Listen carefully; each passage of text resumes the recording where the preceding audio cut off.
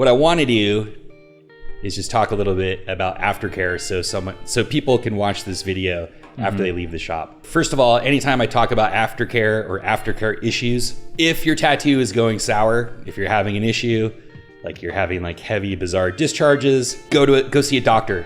Like in that, I'm gonna say that a million times because it's the best advice. If it gets super weird, or even if it's not super weird, but you're really questioning it, if you get a bunch of little red dots that feel like you're having an issue or bizarrely painful, just go see a doctor. Like it's really not that hard to treat most tattoo issues. Things do come up that are extreme. I've seen it. For the most part, just go see a doctor and usually antibiotics will pop it off. It'll usually just kill what's going on. Most doctors that you're going to for an infection, yeah, they're just gonna kill the infection. They're giving you antibiotics, maybe some cream, tell you to either dry it out or to use an ointment. If you get a tattoo, if you go to a doctor and eventually heals up and everything, can you get that tattoo later redone or anything like that? Can you keep working on that tattoo? Oh, yeah, absolutely. Yeah, okay. In fact, yeah, I mean, that's like another thing to think about. If you did happen to have an issue and you had a lot of fallout because a lot of swelling or just too much plasma, you can always just go back into it. Once it's healed, no big deal. I mean, there's a lot that can go wrong with healing a tattoo. It's not necessarily the tattooer's fault. It's not necessarily the client's fault. Sometimes it's just genetics. Sometimes it is someone's fault. We've come a long way with healing tattoos, and I think definitely more to go. And I'm sure in the future, a lot of what I'm saying today will probably be wrong. I'll try to update this as time goes by. I'll give my best opinion for healing tattoos in Tucson. Because I know for a fact that tattoos heal differently at different altitudes, in different temperatures, in different heat. Right, and so Tucson is just one of the... It is dry. It's dry. And it is hot. And dry can be good, and hot can be good. Higher altitude is better for whatever reason. I don't really even know why. It's something to do with oxygen, obviously. Yeah. Isn't that like the first thing that they tell you when you get a tattoo? Like, don't drink, you're gonna thin your blood with alcohol. Like, that's what alcohol does, to thin your blood. Yeah. They just... or I'll tell people, if we're gonna do this tattoo, like, I know you run every day. Like, cover your tattoo when you run. Before TEGADERM, which we'll talk about, I used to have people just use like, this is old, it was like 15 years ago. You'd use just like A&D ointment. You just, your fresh tattoo. And some people still do it and it works fine.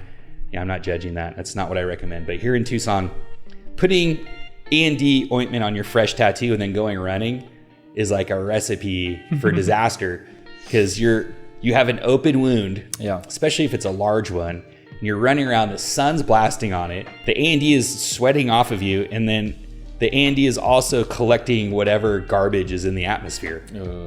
So it just makes like this awful like layer of... You're like literally cooking your fresh tattoo under the sun. I had one client, I tattooed her, and the very next day I saw her like jogging when I was driving to work, and I was like, Christina, what are you doing? And she saw me and she was all embarrassed. She's like, I tattooed this woman a lot. Later, same thing, I tattooed her, and we had the conversation, don't be running. I'm driving my car down the road, and she is in the car next to me, and I see her like fresh tattoo, like hanging out the window, like just covered in just gunk. And I was like, Christina, for real? Like, you busted again. She thought it was funny.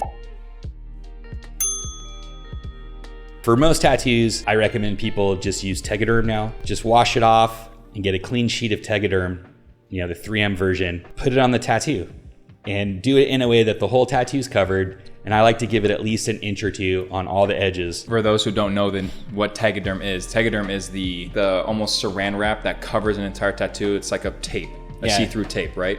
It's like a plastic sheet, and it has adhesive on one side.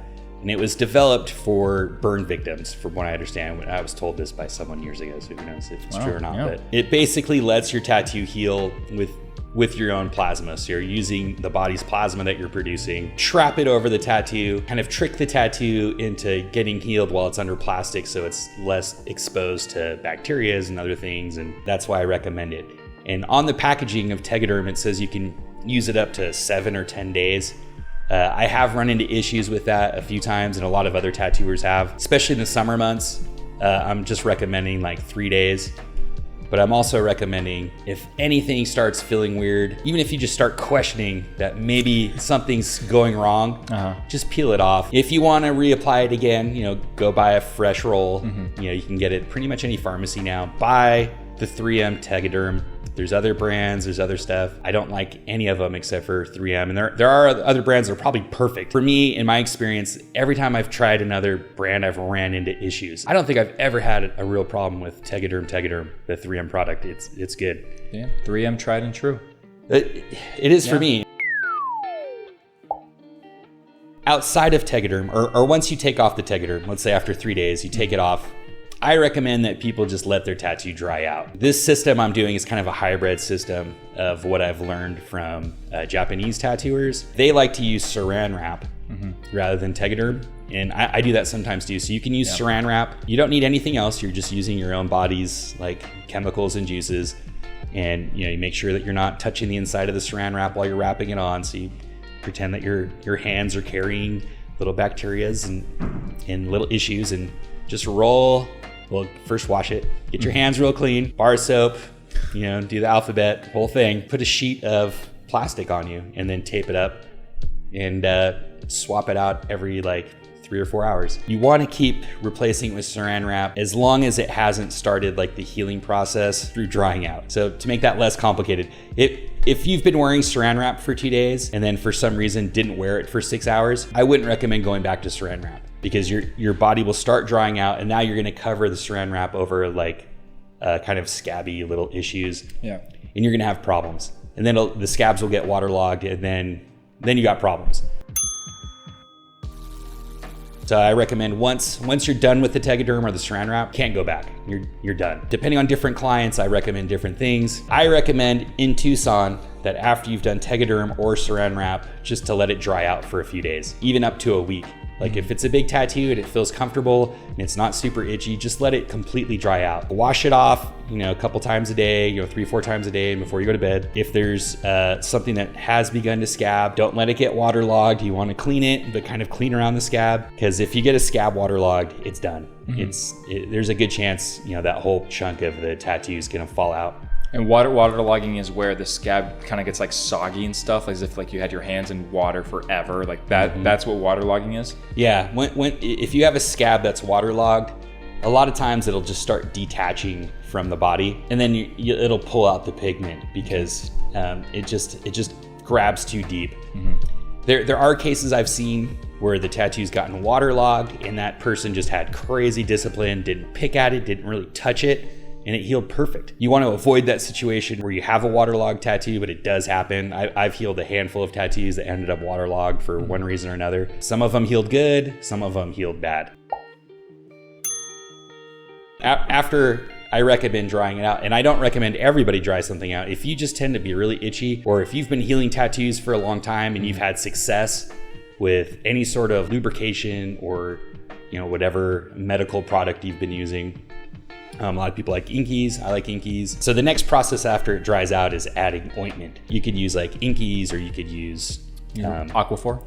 Aquaphor, it has been highly recommended for a long time. Yeah. And that's just kind of once your scabs have kind of fallen and you want to just start putting something in the skin to make it feel softer and to give it more vitamins, it can help. And it could be a very good thing. And some people I tattoo and they say they love a certain product and they've healed it with it every time, and I'll ask them, can I see your tattoos? And if the tattoos look great, I say, whatever you're doing, just do that, because it's worked for you before.